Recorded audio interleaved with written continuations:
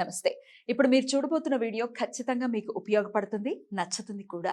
మరి మీకు నచ్చిన విషయం నాకు తెలియాలి అంటే ఈ వీడియోని మీరు లైక్ చేయాలి, షేర్ చేయాలి, అలాగే మన ఛానల్‌ని సబ్స్క్రైబ్ చేయాలి. మీ సపోర్ట్‌ని నాకు అందిస్తారు కదూ! ఓకే. ఇప్పుడు వీడియోని స్టార్ట్ చేద్దాం. నమస్తే, వెల్కమ్ టు అవర్ ఛానల్. నేను పద్మిని. ఈరోజు మన స్పెషల్ గెస్ట్ కండం కంటే ముందు ఫైటర్ అంటే బాగుంటుందేమో. రాధా మనోహర్ దాస్ గారు ఉన్నారు, మాట్లాడదాం. సార్ నమస్తే. సార్ హరే కృష్ణ. ప్రభుజీ అనాలి కదా మిమ్మల్ని.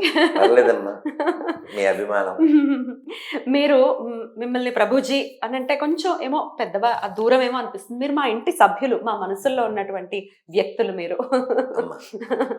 సో ఎలా ఉన్నారు? ముందుగా సంతోషం తల్లి, ప్రశాంతంగా, ఆనందంగా, ఉల్లాసంగా, ఉత్సాహంగా, ఆరోగ్యంగా ఉన్నాం. మీరు ఎప్పటికీ అలాగే ఉండాలని మనస్ఫూర్తిగా కోరుకుంటున్నాను సార్. మరొక్కసారి మీ సమయాన్ని నాకు ఇచ్చినందుకు కృతజ్ఞతల్ని తెలియజేస్తూ, సార్ 500 ఏళ్ల నాటి కళ మొత్తానికి ఆ నిరీక్షణకి తెరపడింది. ఎట్టకేలకు స్వామి తన స్వస్థలానికి తిరిగి వస్తున్నటువంటి వైనం నిజంగా దేశ హైందవులందరూ కూడా హర్షించేటటువంటి ఘట్టం. 22వ తారీఖు పుష్య శుక్లపక్ష ద్వాదశి నాడు స్వామి విగ్రహ ప్రతిష్ఠ, ప్రాణ ప్రతిష్ఠ జరగబోతోంది. ఎలా అనిపిస్తోంది సార్? ఏం చెప్పాలి, ఫీల్ ఎక్సైటింగ్ అంతే. దానికోసం ఎదురు చూస్తున్నాం. ఇంకా గట్టిగా 10 రోజులు అంతే. రాముడు స్వగృహానికి వస్తున్నటువంటి వేళ నిన్న రాత్రి ఎవరితోనో చెప్పాను. ఎన్నిసార్లు చెప్పినా అది తనివి తీరంది. నేపాల్ సీతామర్హి అని అమ్మవారు, సీతమ్మవారు లభించిన స్థలం. అక్కడి నుంచి వాళ్ళు 3000 బహుమతులు, నేను మీ పాపకు ఒక్క బహుమతి ఇచ్చాను, వాళ్ళు సీతాదేవిని వాళ్ళ పిల్ల అనుకుని 3000 బహుమతులు వాళ్ళు 1100 లారీల్లో పంపిస్తూ ఆవిడ కన్నీళ్ళు పెట్టుకుంటున్నారు. ఆవిడ ఇన్నాళ్ళకి వనవాసం అయ్యి అగ్ని పరీక్షను ఎదుర్కొని సొంత ఇంటికి వెళ్తూ ఉంది సీతమ్మ తల్లి. మా ఇంటి పిల్ల కదా, మేము బహుమానాలు ఇవ్వకపోతే ఎలా, మా పిల్లని మేము చూసుకోకపోతే ఎలా, ఇలా అంటే మనం ఏం చెప్పలేము. కానీ అదేదో త్యాగరాజ స్వామి చెప్పినట్లుగా, సీతమ్మ మాయమ్మ శ్రీరాముడు మాకు తండ్రి, వాతాత్మజ భరతాదులు మాకు సోదరులు మనసా. సీతమ్మ మన తల్లి అంతే. రామచంద్రమూర్తి అంటే ఇక్కడ మన రాముడి ఇంటికి వస్తున్నాడు. రాముడికి ఒక ఇల్లు, ఆ ఇల్లే మన దిల్లు. ఈ 500-600 సంవత్సరాల నుంచి ఆ ఇల్లుకు పడింది చిల్లు. దాని మీద పడ్డాయి రాక్షసుల కళ్ళు. బికాజ్ దే హ్యావ్ కుళ్ళు. ప్రస్తుతానికి వాళ్ళు నిల్లు నవ్వులుతున్నారు నీళ్ళు. ఏం చేద్దాం, ఇవాళ నిన్న పేపర్లో వచ్చింది ఆ ఇటలీ బార్ డ్యాన్సరు వాళ్ళు రారంట. సో చాలా మంచిదే కదా. ఒక ఆయన దాన్ని స్టేటస్లో పెడితే అమ్మో వస్తుందేమో అని చాలా భయపడ్డాను గురుజీ.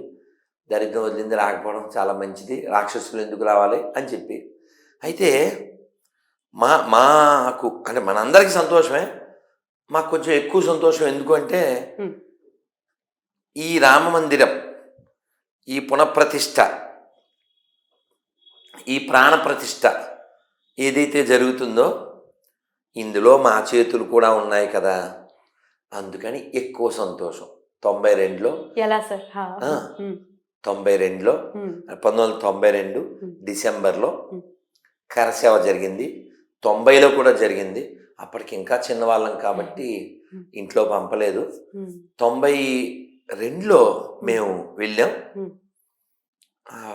90లో అంటే నేను 90కి వెళ్ళి 92కి వచ్చాక 2024కి వద్దాం అంటే ఎంత చెప్పినా అవ్వదు.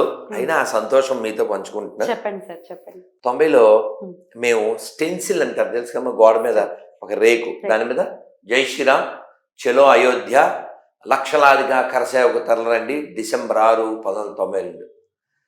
ఇవి 92లో మేము చలిలో గోడల మీద ఇద్దరిద్దరు పట్టుకుని గోడల మీద అవి బ్లూ కలర్ ఇది కదా నీళ్లు జడిస్తారు ఆ రంగు, అది గోడల మీద దాన్ని అలా వేసేవాళ్ళం.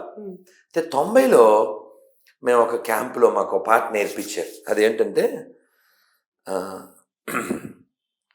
పల్లె పల్లె కదిలే శ్రీరామ రామ రామ, విల్లు చేతబూనే జయ రామ రామ రామ, విధర్మీయ విద్రోహుల కూల్చగ ధర్మయజ్ఞ సంరక్షణ చేయగా, పల్లె పల్లె కదిలే శ్రీరామ రామ రామ, విల్లు చేతబూనే జయ రామ రామ రామ. అంటే 33 ఏళ్ల క్రితం మేము పాడింది, విన్నది, అన్నది ఈ పాట. ఈ పాడుకుంటూ వెళ్ళేవాళ్ళం. అలాగే రామ శిలాయాత్ర అని, రామ రామజ్యోతి యాత్ర మా బాగా గుర్తు. ఒక అద్దాల బాక్సులో పెట్టుకుని ఆ జ్యోతి, అయోధ్యలో జ్యోతి నుంచి వెలిగించిన జ్యోతి, అలా గ్రామానికి ఆ జ్యోతి వచ్చిందనమాట.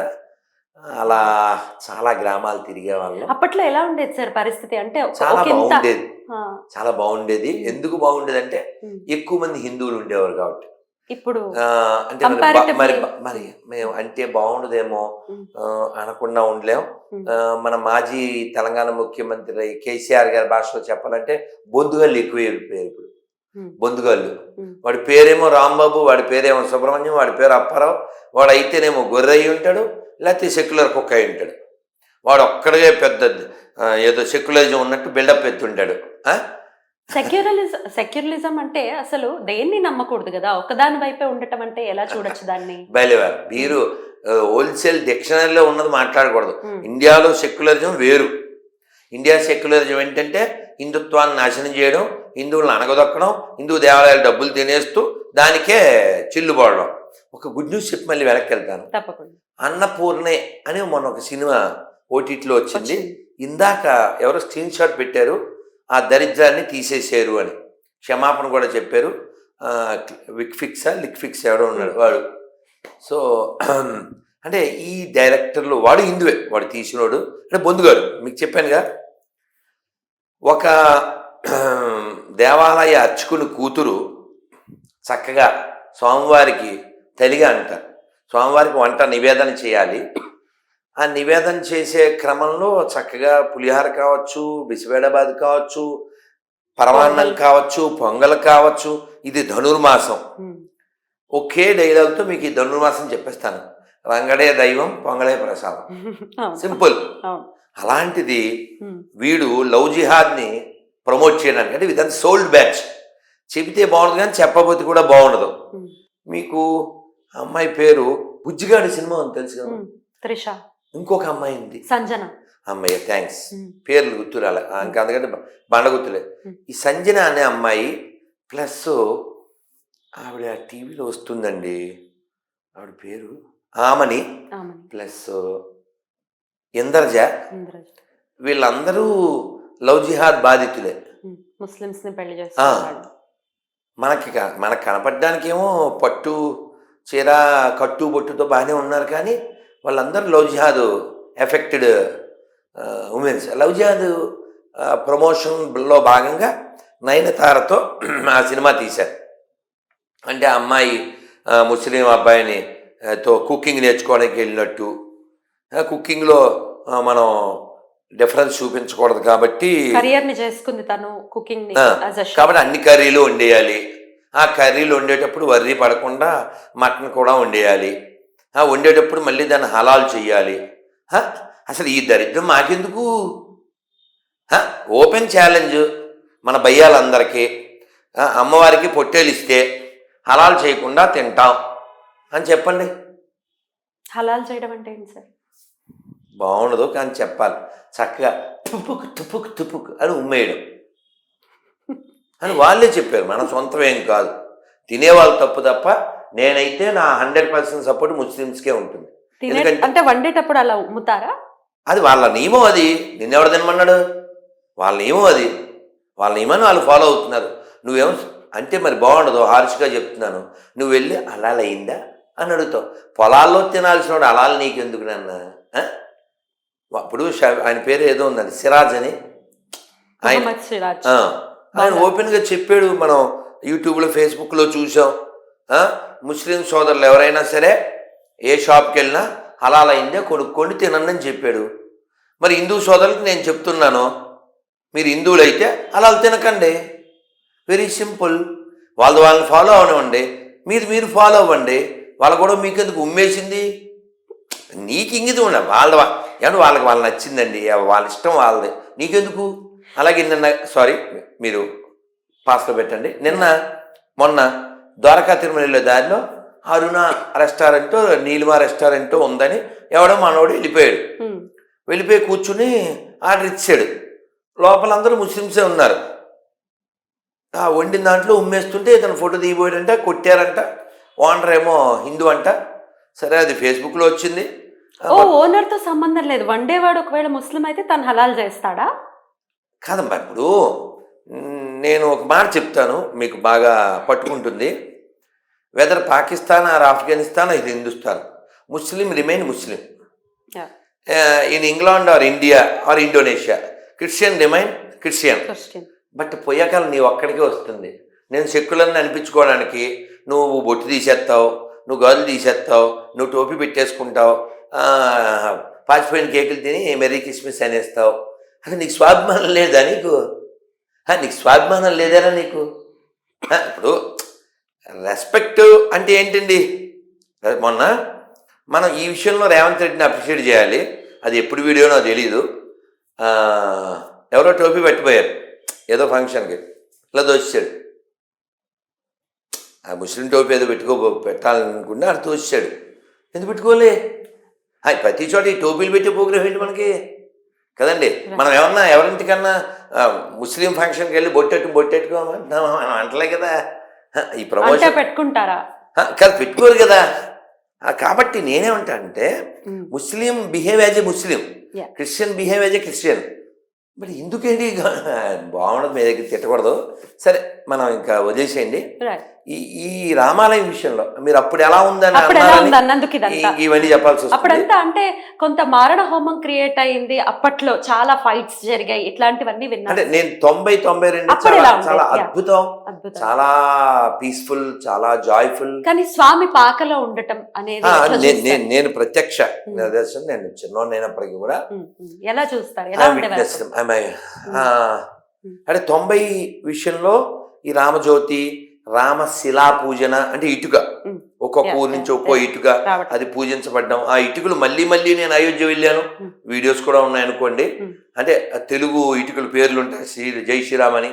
హిందీ, తమిళ్, కన్నడ, మలయాళం, అంటే అన్ని రాష్ట్రాల నుంచి అందరి పార్టిసిపేషన్ అందులో ఉంది. 5 లక్షల పైన గ్రామాల హిందువుల్లో.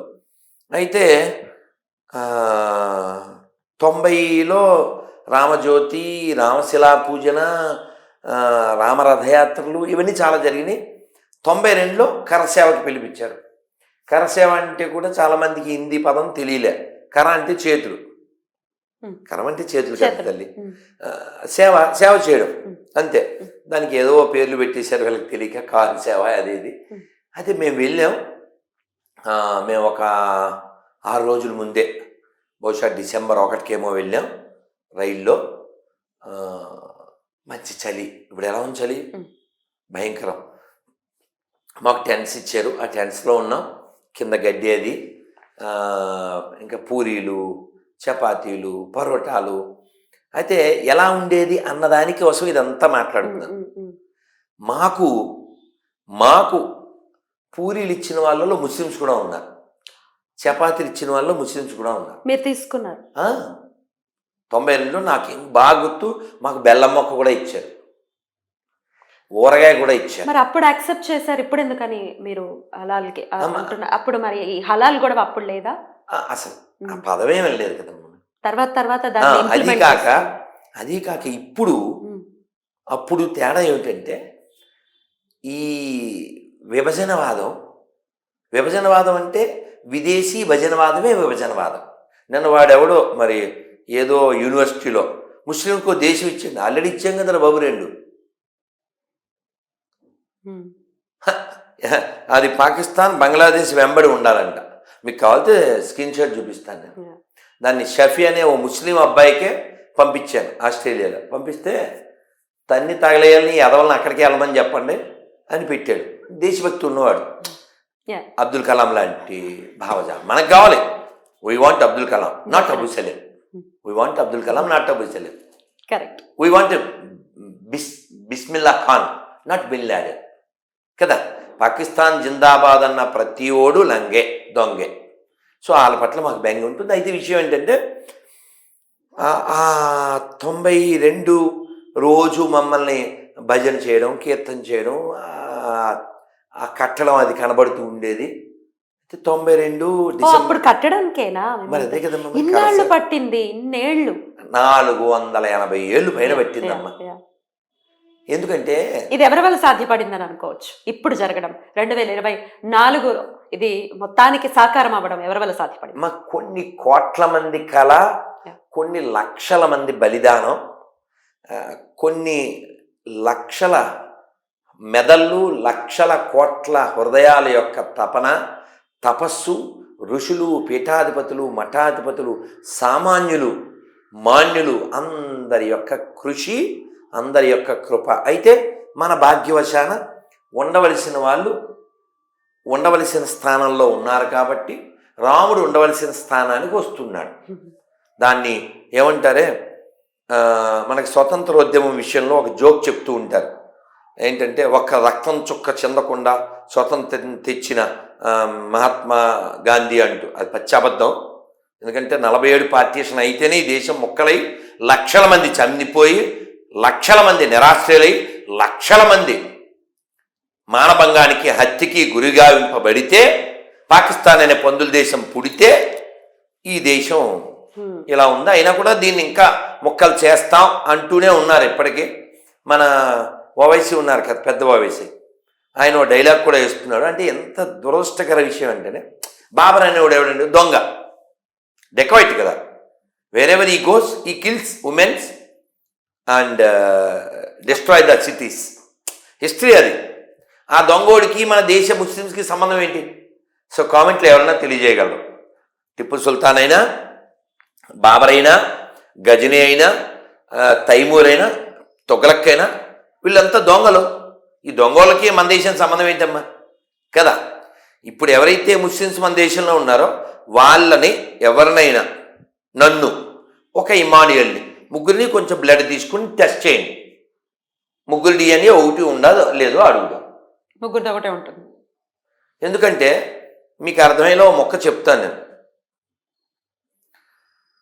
James father Jackson, high high Jackson father Jaipal, Jaipal father Jairam, grand father ఒక్కడే, గతమంతా మనదొక్కటే, గ్రాండ్ ఫాదరు ఒక్కడే, గతమంతా మనదొక్కటే, ఇది మన దేశం, ఇది మన దేశం, ఇది మన దేశము రన్నా, ఇది స్వర్గము కన్నా మిన్నా.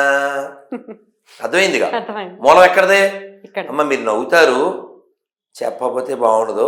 అనిల్ అనే అతను నాతో గొడవ పడుతూ ఉన్నాడు, యూట్యూబ్లో తిడుతూ ఉన్నాడు 2-3 రోజుల నుంచి. సరే తిట్టాడు. నేనేం అడుగుతున్నానంటే, ఇప్పుడు మీరున్నారమ్మా, మీ అమ్మగారి పేరు ఏంటమ్మా? అన్నపూర్ణ. టక్కని చెప్పారుగా, టైం ఏం తీసుకోలేదుగా, ఒక నిమిషం ఆలోచించలేదుగా. మా అమ్మ పేరు విజయలక్ష్మి. చెప్పడానికి ఎంతసేపు? సెకండ్స్. వాడిని 2 రోజుల నుంచి వాళ్ళ అమ్మ పేరు చెప్పించలేకపోతున్నానమ్మా నేను. ఇప్పటికి కూడా చెప్పలేదమ్మా. ఎందుకు చెప్పట్లే? ఇప్పుడు నేను చెప్పిందే, James father Jackson, Jackson father Jaipal, Jaipal father Jairam, grand father అక్కడే. వాడు ఇప్పుడు చెప్పేశాడు అనుకో, వాళ్ళ అమ్మ పేరు కూడా అన్నపూర్ణ, విజయలక్ష్మి, శుభలక్ష్మి చెప్పాల్సి వద్ది. చెప్తే ఏముంది? దొరికేస్తాడు. దొరికితే నరికేస్తాం. అంటే వాడు మనవాడే కదా, మనకి పుట్టినాడు కదా. వాడు ఏదో బ్రిటిష్ వాడు పుట్టినట్టు ఫీల్ అయిపోతున్నాడు. మా క్రైస్తవులు అంటుంటాడు. నువ్వు అసలు క్రైస్తవుడే కాదుగా, మా క్రైస్తవులు కనిపెట్టినా అంటాడు. అసలు నువ్వు పుట్టింది మాకు కదా. ఇది నా చాయిస్ అని అంటారు సార్. నేను దాన్ని కాదన్నగా, దాన్ని వ్యతిరేకించారు. ఇప్పుడు మీరున్నారమ్మా, ప్రాక్టికల్గా మాట్లాడదాం. మీరు ఇంతకుముందు ఏ ఛానల్లో చేశారు? నేను ఇంకా రకరకాల channels. What's wrong? What's wrong? Now you come to this channel. What's wrong అని. కానీ మీరు ఏమనకూడదంటే, ఇన్ని ఛానల్స్లో మా ఛానల్ ఒకటే గొప్పది, మిగిలిన పనికి మళ్ళీ అనకూడదు. కదా కరెక్ట్. అంతే. మీ మీ ఫైటింగ్ కూడా అదే. Same. ఎవరి పర్సనల్ చాయిస్ వాళ్ళకి వదిలేస్తారు. తప్పే ఉందమ్మా. అమ్మ ఇప్పుడు మీరు గౌరీ పూజ చేస్తారు, చేస్తా ఇంట్లో ఇంత పసుపు ముద్ద, 3 కుంకుమ బొట్లు, గణపతి అంటావా గౌరీ అంటావా, మాకేంటి అబ్జెక్షన్?